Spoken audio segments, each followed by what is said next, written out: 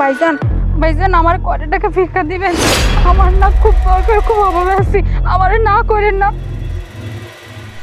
আরে মিস মিলিনা, মুখ লুকিয়ে লাভ নাই, যাকে দেখার আমি দেখে ফেলেছি।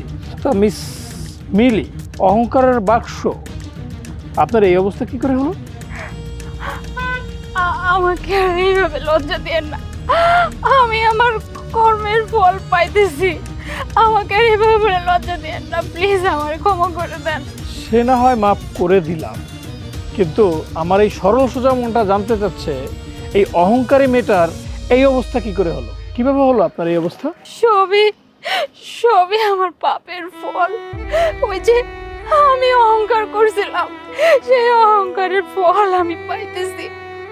আমি আপনারে না করে দিছিলাম, আর আপনি তখন আমার বলছিলেন আজকে আমার টাকা নাই বইলা তুমি আমার না করে দিতেছ, কিন্তু দেখো আমার একদিন যেন তোমার দশা এমন না হয়। আমি তো ভেবেছিলাম যে আমি বড়লোক স্বামীরে বিয়ে, আমি তো ভেবেছিলাম আমি বড়লোক কোনো ছেলেরে বিয়ে করব। আমি বড়লোক ছেলেকে বিয়েও করেছিলাম, কিন্তু জানেন টাকা পয়সা সবই ছিল, অনেক ধনী ছিল, কিন্তু চরিত্র ভালো ছিল না। আমার উপর অনেক অত্যাচার করত, অনেক মারধর করত। আমি সহ্য করতে না পেরে ওর সাথে আর থাকতে পারি না। আর ও আমাকে এতটাই অত্যাচার নির্যাতন করতো যে আমাকে আমাকে একদম রাস্তায় ফেলে দিছে। আমি কোনো কাজকর্ম করতে পারি না, কোথাও কোনো কাজ পাই না, না পেরে আজকে আমি এভাবে রাস্তাঘাটে ভিক্ষা করতেছি।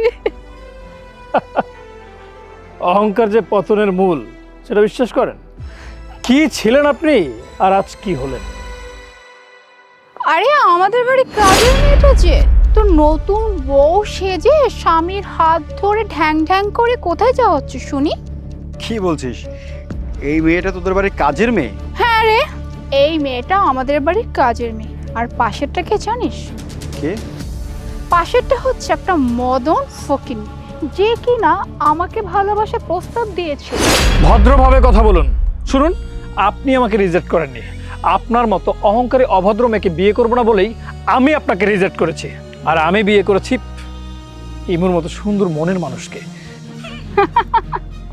দোষ, একটা কথা জানিস না, মানুষ যখন কোনো ভালো জিনিস না পায় তখন না পচা জিনিসে হাত দেয়, ঠিক যেমনটা ও করেছে। এই যে দেখ, আমার বাড়ির কাজের মেয়েকে শেষ পর্যন্ত বিয়ে করেছে, ওই যে আমি মানিনি বলে শেষ পর্যন্ত পচা জিনিসটাকে বিয়ে করেছে। আরে দেখ না, এখন আবার কি বড় বড় কথা বলছে। হ্যাঁ, এদের মতো ছোট লোক ফকিন্নিদেরকে আমাদের বাড়ির আশেপাশেও ঘেঁষতে দেয় না, পাত্তাই দেয় না, আবার আসছে বড় বড় কথা বলতে। চল যাই। আরে বোকামে ভয় পাচ্ছ কেন? কুকুরের কাজ কুকুরে করেছে, কামড় দিয়েছে পায়, তাই বলে কি কুকুরের কাজ মানুষের শোভা পায়? কুকুরের কথায় কান দিও না, চলো। এই তোর এত বড় সাহস! হ্যাঁ, তুই কি বললি?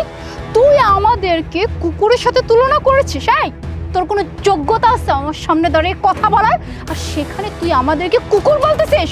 আরে বাদ দে তো দোস্ত, রাস্তার চিপ রাস্কেল ছোট লোকগুলা এমনই হয়। ডাস্টবিনের আবর্জনা যত সব দেখা হয় না, মুখটা স্পয়েল হয়ে গেল। সানি চল তো।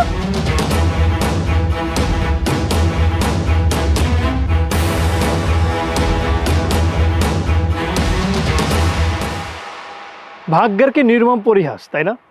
সেদিন তোমার চোখে মুখে কি অহংকারটাই না ছিল।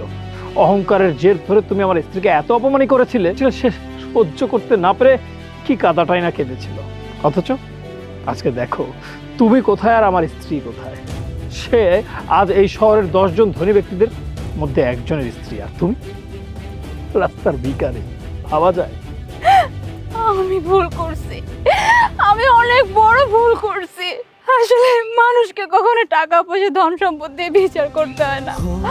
আমি যদি ওই দিন টাকা পয়সা না দেখে মনটাকে দেখতাম, তাহলে আজকে আমাকে এইভাবে রাস্তায় রাস্তায় ভিক্ষা করতে হতো না। তাই তো, একদম ঠিক বলেছ। ভুলটা তোমার ছিল। তুমি মনে করেছিলে যার কাছে টাকা আছে পৃথিবীর সব সুখ বোধ হয় তার কাছেই আছে, তাই তো টাকা পেলেও একজন ভালো স্বামী পাওনি, আর তার ফলাফল আজকে এই রাস্তায়।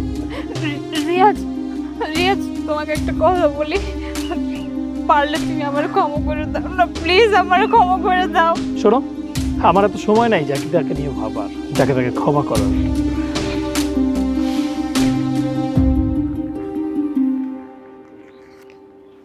এই নাও টাকা, বাই। আর হ্যাঁ, তোমাকে দেখে না আমার বিন্দু পরিমাণ খারাপ লাগছে না। যে যেটার যোগ্য সে সেটাই পাবে, আর তুমিও তাই পাচ্ছ।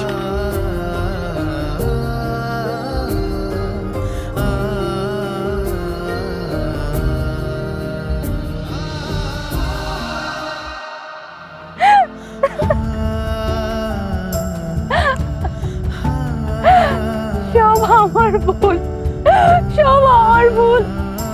সেদিন যদি আমি রিয়াজের দেওয়া প্রস্তাব মেনে নিতাম, আজকে এই দামি গাড়িতে আমি থাকতাম ওর পাশে, আর আজকে আমি আমার রাস্তায় পড়ে আছি।